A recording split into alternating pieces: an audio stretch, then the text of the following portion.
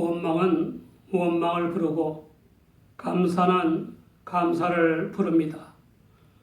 원망을 일삼는 사람은 자신을 원망거리로 만들고 감사를 일삼는 사람은 자신을 감사거리로 만드는 것입니다. 남에게 원망거리인 사람이 있고 감사거리인 사람이 있습니다. 수백만 명을 굶어 죽게 하고 수천만 명을 살상하여 국민의 원망거리가 된 공산 투사들도 있고 좌중우를 망라한 적폐 청산을 하며 부국 강병을 이루어 국민의 감사거리가 된 통치자들도 있습니다. 왕정시대의 이스라엘에도 원망거리인 왕들과 감사거리인 왕들이 있었고 원망거리인 백성들과 감사거리인 백성들이 있었습니다. 우리는 가정과 직장의 원망거리입니까? 감사거리입니까? 우리는 감사를 많이 합니까? 원망을 많이 합니까? 하나님을 등진 이스라엘은 불신앙과 갖가지 죄악으로 환난을 당하며 원망했습니다. 그러나 공의의 심판자이신 하나님께서는 여전히 당신의 백성으로 여겨 내 백성아 들을지어다 내가 말하리라 라고 하셨고 그들의 하나님이심을 증언하시며 밝히셨습니다. 언제 어디 어떤 상황에서라도 하나님의 말씀을 들어야 하지만 특히 하나님을 등지며 살아가다가 시험과 환난을 당할 때에 더욱 하나님의 말씀을 들어야 합니다. 동물의 잘 쓰는 몸의 기관은 발달하고 잘 쓰지 않는 기관은 퇴화한다는 라마르크설 또는 용불용설은 정신세계와 영의 세계에도 통하는 것입니다. 거짓말도 할수록 늘고 위선도 할수록 늘고 음담 패설도 들을수록 더 잘 들리고 하나님의 말씀도 들을수록 더 잘 들리는 것입니다. 이단이나 이념의 소리나 잡다한 소리나 사역을 위한 소리가 들을수록 더 잘 들리기 때문에 하나님의 말씀은 더욱 안 들리는 것입니다. 그러므로 하나님의 사랑의 징계와 채찍이 떨어지기 전에 회개하고 하나님의 말씀을 들어야 합니다. 히브리서 12장 6절을 보면 주께서 그 사랑하시는 자를 징계하시고 그의 받으시는 아들마다 채찍질 하심이니라 라고 했습니다.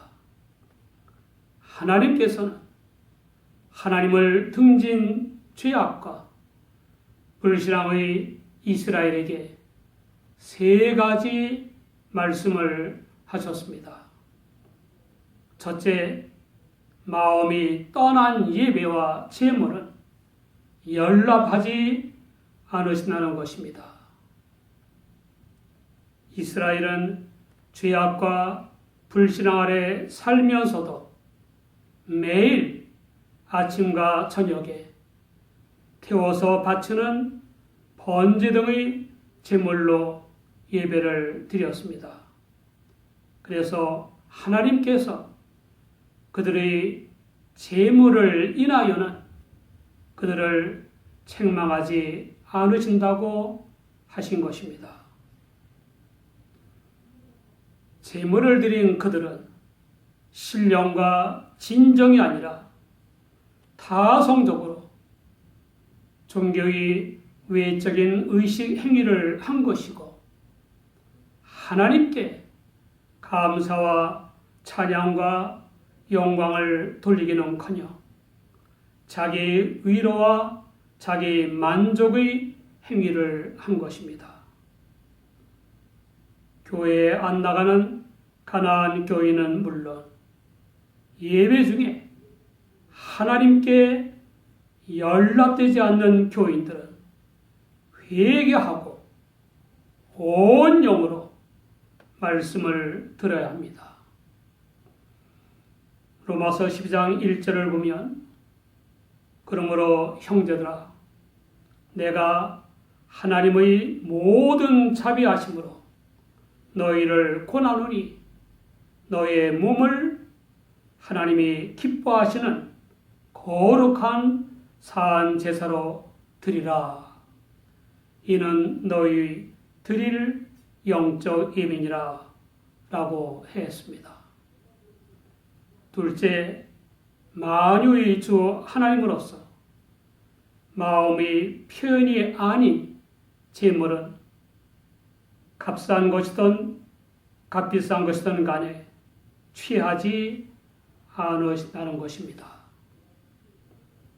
매일 아침과 저녁에 하나님께 예배하며 집의 우리에 있던 황소나 순염소로 제물을 드리지만 받지 않으신다는 것입니다.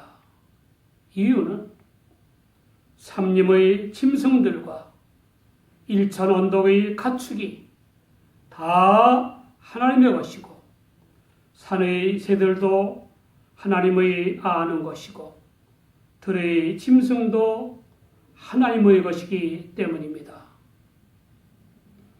가령 굶주리신다고 해도 예배하는 자들에게 말씀하시지 않을 것은 세계와 세계에 충만한 것이 다 하나님의 것이기 때문입니다. 그 하나님께서는 이방인들의 종교에서 행하는 것처럼 제물인 황소의 고기를 먹거나 염소의 피를 마시지 않으십니다. 한마디로 만유의 주인이신 하나님이시므로 부족한 것도 없고 필요한 것도 없으시다는 것입니다. 제사 곧 예배는 하나님과 예배하는 사람의 영적 만남과 영적 교통이 이루어져야 하는 것입니다. 하나님께서 아벨의 제물인 양의 첫 새끼와 그 기름은 연납하시고 가인의 제물인 땅의 소사는 연납하시지 않은 것은 제물의 문제가 아니라 예배한 아벨과 가인의 문제이었습니다. 창세기 4장 5절 이하를 보면 가인이 심히 분하여 안색이 변한 것을 책망하신 하나님의 말씀이 있습니다. 내가 선을 행하면 어찌 낯을 들지 못하겠느냐. 선을 행치 아니하면 죄가 문에 엎드리느니라. 죄의 소원은 내게 있으나 너는 죄를 다스릴지니라. 가인이 연락되지 못한 것입니다. 연락된 아벨에 대해 히브리서 11장 4절에는 믿음으로 아벨은 가인보다 더 나은 제사를 드렸다고 했습니다. 셋째, 예배에는 제물이 중요한 것이 아니라 예배하는 사람의 감사와 선 이행과 청정이 중요하다는 것입니다. 조건부 감사인 유익, 행복, 은혜, 복에 따른 감사가 아니라 흥망성쇠와 생사화복을 주관하시는 하나님을 믿고 전 삶을 맡기는 마음에서 우러나오는 감사를 해야 합니다. 데살로니가전서 5장 18절을 보면 범사에 감사하라. 이는 그리스도 예수 안에서 너희를 향하신 하나님의 뜻이니라 라고 했습니다. 소원 곧 하나님께 이렇게 해주시면 저렇게 하겠다는 약속에는 예외가 있습니다. 딸의 소원은 아버지가 허락하지 않으면 성립되지 않습니다. 아내의 소원은 남편이 허락하지 않으면 성립되지 않습니다. 그러나 딸 또는 아내의 소원을 듣고도 아버지나 남편이 아무 말이 없으면 그 소원은 반드시 지켜야 했습니다. 사람에게 한 약속도 지켜야 하는데 하나님께 한 소원을 갚는 것은 당연하지 않습니까? 지극히 높으신 하나님께서는 범사에 감사하고 선한 것을 갚으며 환난 날에 부르는 사람의 예배를 연락하십니다. 1954년 1월 29일에 출생한 미국 여인 오프라 윈프리는 매일 5가지씩 감사 제목을 기록하여 인생의 방향을 깨닫게 해준 원동력으로 삼았습니다. 흑인인 오프라 윈프리는 극빈한 미혼모의 딸이 되어 어머니의 품이 아닌 할머니 손에서 자랐고 9살 때 19살인 사촌 오빠에게 성폭행을 당했고 그 후로 어머니의 남자친구나 친척 아저씨 등에게 성적 학대를 당했습니다. 14살에 출산하여 미혼모가 되었고 아기는 태어난 지 2주일 만에 죽었습니다. 그 충격으로 가출하였고 20대 초반에는 남자 때문에 마약까지 상용했습니다.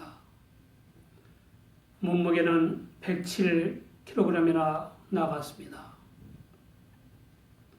그런 오프라 윈프리는 눈부신 존재로 우뚝 섰습니다.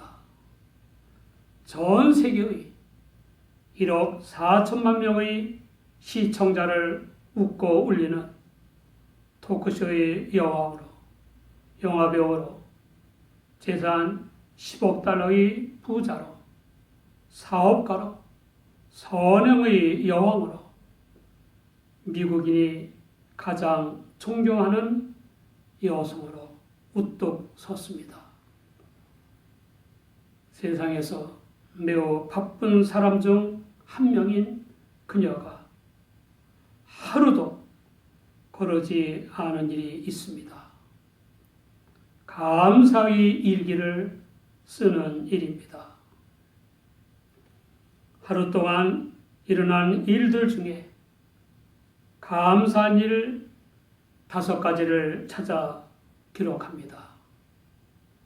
감사의 내용은 거창하거나 화려하지 않고 지극히 일상적인 것입니다. 오늘도 거뜬하게 잠자리에서 일어날 수 있어서 감사합니다. 유난히 눈부시고 파란 하늘을 보게 해주셔서 감사합니다. 점심때 맛있는 스파게티를 먹게 해주셔서 감사합니다. 얄미운 짓을 한 동료에게 화내지 않았던 제 참을성에 감사합니다. 좋은 책을 읽었는데 그 책을 써준 작가에게 감사합니다. 오프라 윈프리는 감사의 일기를 통해서 인생에서 소중한 것이 무엇인지를 배웠고 삶의 초점을 어디에 맞춰야 하는지를 배웠다고 합니다.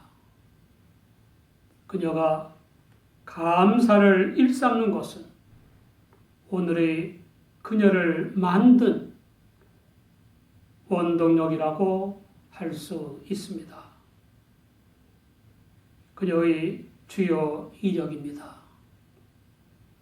1985년 골든글로브 여우 조연상, 1985년 미국 아카데미 시상식 여우 조연상, 2004년 유엔이 주는 올해의 세계 지도자상, 2005년 미국 인권박물관이 수여한 올해의 자유상, 2005년 세계에서 가장 영향력 있는 명사 100인 중 최고의 명사로 선정, 2005년 국제 에미상 방송인상, 2010년 여성 컨퍼런스 미네르바상, 2010년 케네디 센터 평생 공로상,